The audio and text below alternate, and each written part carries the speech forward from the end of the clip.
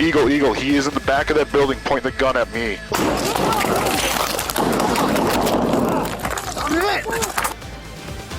Tonight at 9, 7 San Antonio police officers shot during a gun battle. Now we're seeing new video of what happened that night. Plus another near miss, this one in Chicago, involving a Southwest plane and a private jet. The latest on the investigation from the FAA. And a popular lottery courier at the center of controversy in the Texas Capitol is ending its operations in the state. Good evening. Thanks for joining us. I'm Mike Warren. And I'm Rebecca Thomas. We begin tonight with an update to breaking news out of San Antonio, where the police department has released new video from a shootout that injured 7 officers. It happened back in January in the parking lot of an apartment complex. All the San Antonio police officers survived and the suspect was killed. Fox 7 Austin's Jenna King joins us in the newsroom with the latest tonight. Jenna. Yeah, Mike, Rebecca, the San Antonio Police Department sharing the story of the moments leading up to the shootout. We do want to warn you that some of those details are disturbing. We begin tonight with breaking news out of Northeast Austin, where firefighters are battling a 2-alarm fire at an apartment complex. It started around 8 this evening on Wheeless Lane. Fox 7 Austin's Jenna King joining us live tonight from the scene with the latest on the situation there. Jenna. Mike, Rebecca, we don't have a whole lot of information, but like you said, we do know it is a 2-alarm fire and still a pretty active scene. All gas and no brakes. NASCAR is gearing up for race weekend in Austin. And the whole weekend will be packed with events leading up to the Echo Park Automotive Grand Prix. Fox 7 Austin's Katie Pratt joins us in studio with a preview of what to expect at COTA. Hey, Katie. Hey, I'm Mike and Rebecca. The track is closed tonight, but while we were there this afternoon, we got to see the NASCAR Xfinity Series qualifying to set the field for tomorrow's Focused Health 250 race. The holiday season can be joyous, but some behaviors associated with it can also be hard on your health. According to the American Heart Association, more people die from heart attacks over Christmas than any other time of the year. Here to talk about this is Dr. Nathan Boyer, a cardiologist at St. David's South Austin Medical Center. Thank you so much for being here. October is Breast Cancer Awareness Month, a time to raise awareness about the disease, the importance of early detection, and money for potentially life-saving research. Joining us now in studio to talk more about this is Dr. Julie M. Sprunt, a breast surgeon with Texas Breast Specialists and Texas Oncology. Thank you so much for being here. Thanks for having me, Rebecca.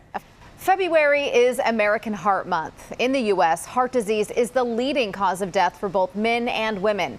In Texas, cases of heart disease in adults increased by 23% between 2021 and 2022. Joining us now to talk more about this is Dr. Vivek Goswami, a cardiologist with Heart Hospital of Austin and Austin Heart. Thank you for being here. Thanks for having me. Title 42, the COVID-era policy limiting immigration on our southern border, is set to expire May 23rd. U.S. and state officials are expecting a surge of migrants when that policy lifts. Now, during a broadcast of a San Antonio-based conservative radio program, The Joe Pag Show, Governor Abbott said he would revisit the 1982 Supreme Court decision Plyer versus Doe, which struck down a Texas law that denied state funding to educate undocumented students. Governor Abbott saying, quote, states need to be able to enforce their own immigration policies, or the federal government should cover the cost of educating undocumented children in public schools. Here to talk about this is Texas Democratic Party co-executive director Jamar Brown and James Dickey, CEO of J.D. Key Communications. James Dickey, is Abbott just firing up his base? A new University of Texas poll shows a majority of Texans support raising the minimum age to buy a firearm from 18 to 21. Here to talk about this is Ed Espinoza, Democratic analyst, and James Dickey, president of JD Consulting. Ed, this poll says 76% of Texas voters want to raise that age to 21. Will lawmakers take heed? The midterm election is now only days away, And Democratic candidate for governor Beto O'Rourke has some bragging rights before the big day. According to the final campaign finance reports, Beto outraised Republican Greg Abbott by almost $6 million. Beto raised $76.6 million to Greg Abbott's $70.7 million. But what does that mean really to this race? Here to talk about this is Jamar Brown, the executive director of the Texas Democratic Party, and James Dickey, president of JD Communications. Jamar, starting with you, what is the takeaway with Beto outraising Governor Abbott? Is there one? The Texas Parks and Wildlife Department says at least 1,200 charges have been filed against 22 people across the state.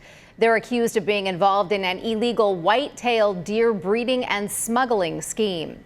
Authorities discovered 3 breeding facilities, 10 release sites, a management pen, and 3 illegal facilities not registered with the Texas Wildlife Information Management Services database. Charges in the case include trap and transport violations, possession of wild deer in breeder facilities, lack of identifying tattoos or valid transfer permits, and taking white-tailed deer without landowner consent.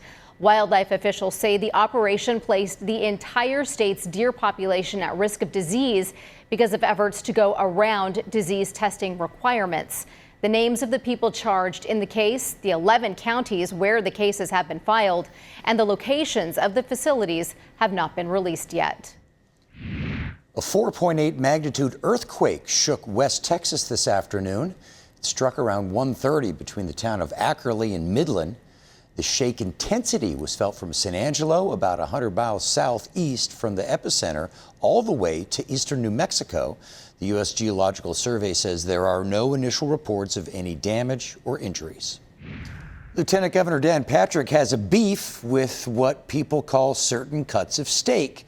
Patrick posted on X today saying the state will file a resolution to rename the New York Strip to the Texas Strip. He claims the name change is a simple way to better market the Texas cattle industry. In the post, he wrote, quote, "Liberal New York shouldn't get the credit for our hard-working ranchers. We promote the Texas brand on everything made or grown in Texas because it benefits our economy and jobs," end quote. Coming up, a Fort Worth woman inspires a bill to protect renters' Second Amendment rights after her story caught the eye of Texas lawmakers in 2023.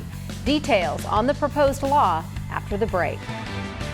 Coming up, the West Texas measles outbreak now has its first death. Health officials say the patient who died was an unvaccinated child. We'll hear from a doctor after the break. You're gambling with World War III. And what you're doing is very disrespectful to the country. Coming up, an Oval Office meeting between President Trump and Volodymyr Zelensky ends in a shouting match, and Trump telling the Ukrainian president to leave the White House. More on the discussion over a deal that led to a heated exchange when we come back. Coming up, dozens of drug cartel members accused of a slew of crimes have been extradited to the U.S., where they faced federal judges today. More on who the U.S. is calling dangerous kingpins after the break.